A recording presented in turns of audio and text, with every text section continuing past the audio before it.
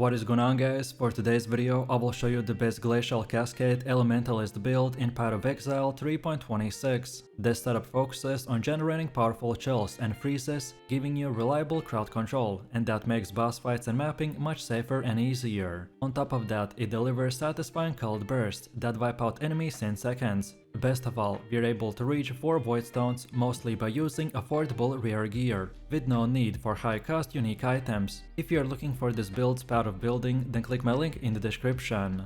And before we continue, thanks to U4GM. They are a pro website that provides PoE boosting, items and even currency with a cheap price and fast delivery. They have over 17,000 positive comments, and this website is really worth a try. So make sure to use my discount code KAID for extra 6% off.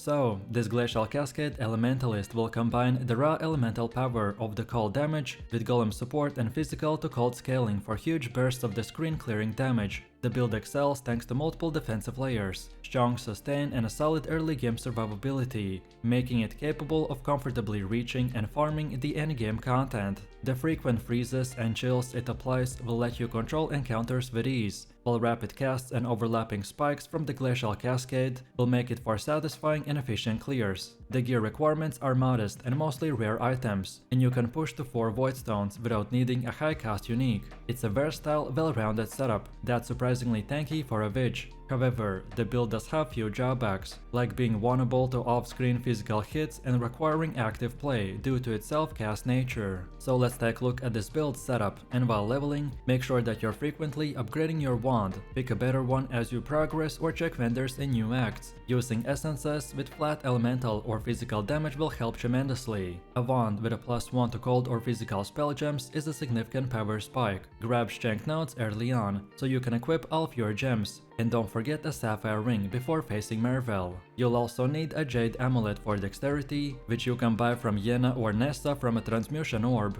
A ruby ring will help with the wall runes for fire damage. And once you hit level 20, 2 stone rings will become vital for maxing out your elemental resistances. Early on, Grace of Aura adds a major defensive boost and can replace the Herald of Thunder of Purity. Wait before you'll find a solid 4 link before switching into the Glacial Cascade, as Alphar support gems are essential for the combo. Your first labyrinth should unlock the Leech of Primordial, which offers a big spike in power through your golems. Be sure to grab Golem Commander so you can summon the full set. Critical strike scaling will begin just before the lab, and ramps up when you gain Summon Ice Golem at level 34. In the Cruel Lab, take Shaper of the Flames for excellent physical mitigation via the Ignite, but keep moving and attacking to maintain the effect. And then in Merc Lab, the Shaper of the Storms will add a reliable shock effect by boosting the damage even more. And of course, all of this info and more you can simply check and follow from the path of building.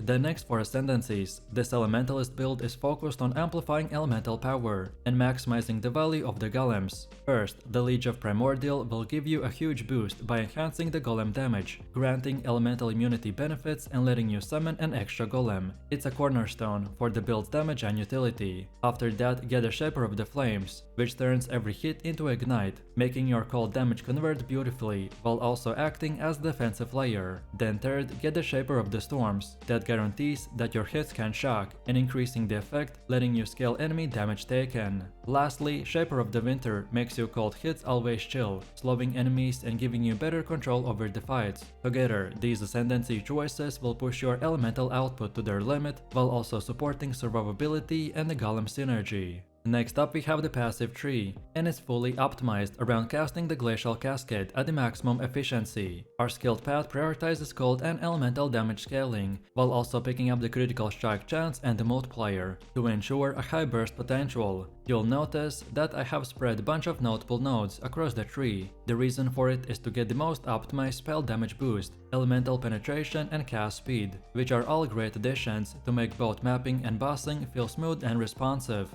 There's also a thoughtful investment into the mana regeneration and the energy shield nodes to manage the build's high spell cast, and the use of cluster jewels will add powerful customization without sacrificing core damage scaling. Attribute points are also smartly taken to ensure that gear and gem requirements are met naturally. For defenses, the build uses energy shield, moderate life and the strong elemental resistances, as well as spell suppression to stand firm in the dangerous encounters. Overall, this skill tree is very much tuned for the late game content and strikes a great balance between the offense and survivability. Then next up, let's go over the skill gems. Glacial Cascade deals its damage in 4 bursts, with the final spike hitting the hardest. With even minimal scaling from the Flame Golem, it's easy to line up to 2 to 3 overlaps per cast, which dramatically increases your damage output. Positioning is also key, so you want the largest explosion to land just behind the enemy. If you are standing directly on top of them, then you will lose most of the impact. With the 120% or more increased area, all 4 hit overlaps will become consistent.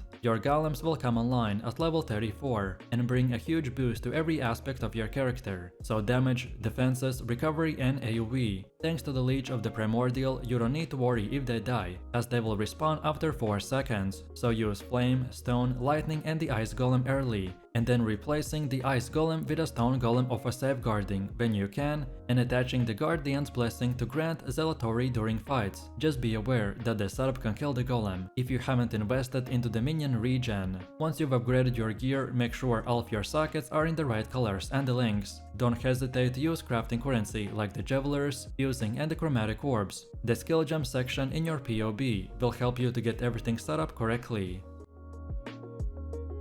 Next we have gear. After finishing campaign, difficulty will spike significantly, and having weak gear will start to hold you back. This is when you want to spend your chaos orbs to upgrade your loadout. Prioritize getting life on every item and maximizing your elemental resistances. It doesn't matter which slot the resistances come from, just that you hit your cap. Look for a wand with at least 1+ to spell level, some spell damage and critical strike chance. When possible, craft a mod that gives you a chance to deal double damage, which will greatly increase your ability to freeze and chill enemies. If a 6-link is out of reach, then Tabula Rasa is a solid budget option that doubles your damage output compared to a 4-link. Then the Heat Shiver helmet is a massive boost to this build also. However, it's expensive but extremely impactful if you can get it, and once equipped and paired with the Herald of Ash, you can unlock the full uptime on the Trinity support. Just don't use Trinity until you have the Heat Shiver equipped. Before that, go with the Bone Chill if you have taken the Shaper of Winter, or just use increased critical damage otherwise. Without Heat Shiver, a rare helmet with life or resistances will do just fine as well.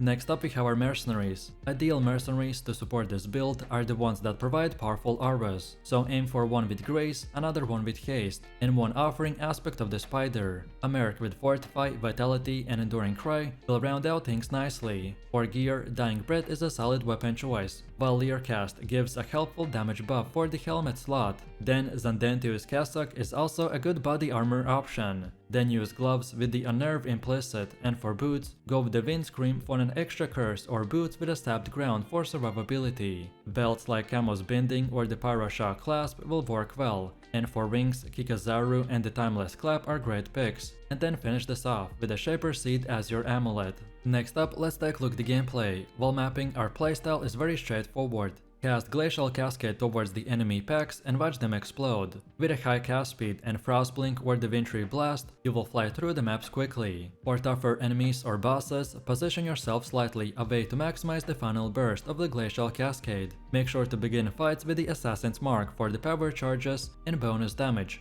Proper aiming of the Glacial Cascade will drastically boost your effectiveness, so keep the largest burst just behind your target and not right on top of him. The more AoV you have, the easier it is to consistently land all the hits. During maps, you will generate charges from the Discipline of the Forbidden on a kill, but for single targets, quality on Assassin's Mark is key to maintain power charge uptime. And now, last but not least, let me show you a few important tips and things to keep in mind. The Heat Shiver is a critical damage amplifier for this build. Although it may be a bit pricey, its value is undeniable. Pairing with a Herald of Ash activates Trinity support at full uptime. Just don't equip Trinity until this combo is in place. Before that, the Bone Chill is a good substitute if you're running the Shaper of Winter, or just use increased critical damage instead. Heat Shiver requires for you to consistently freeze or chill enemies, so make sure that you've invested enough into those effects first. Nodes like the Glacial Cage and the Winter's Embrace are great, and a medium cluster Jewel with Astonishing Affliction and the Cold Conduction will help also. On top of this, make sure to take the critical mastery that boosts the effect of non-damaging elements by 50%. If you're still having trouble proccing the Trinity, then consider adding a fire exposure via the glove implicits to balance your elemental output. Don't run Bone Jewel and Trinity together, they will serve different purposes. And then as for Primordial Jewels, they're not for the cost, unless they're usually cheap, so don't worry too much about them. So let me know what you think about this Elementalist build in the comments below. If you enjoyed this, then you definitely don't want to miss my previous top 10 best builds video, where I showed even more powerful builds. So click the screen now and I'll see you in the next one.